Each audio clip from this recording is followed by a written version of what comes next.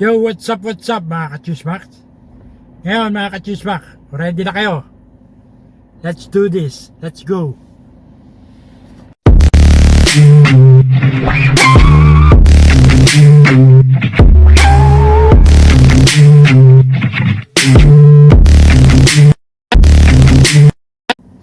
Doc Willie, medyo dumadaan tayo ng bumpy road sa buhay.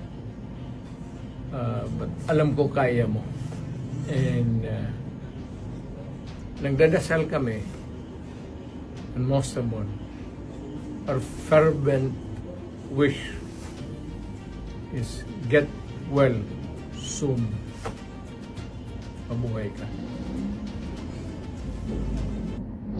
Ayan mga ka-Chismax, no? Nakita nyo naman yung si Pangulong Duterte, no?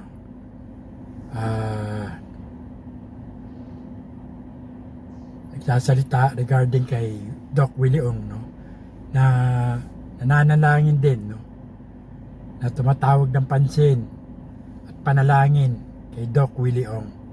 So sana tayo mga ka-Chismax ganun din, no?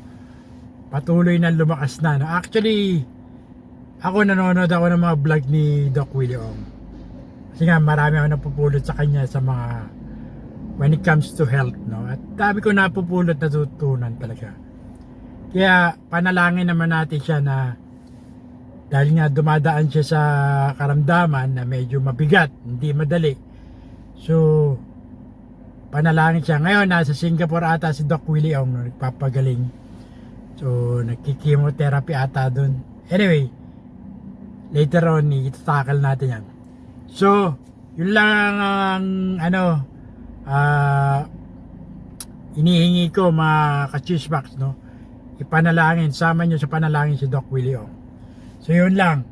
Hanggang sa muli, ito po Cesar Castillo Jr. nagsabing tirahin mo na yan. Baka tirahin pa rin iba until next time. Chismax, peace out!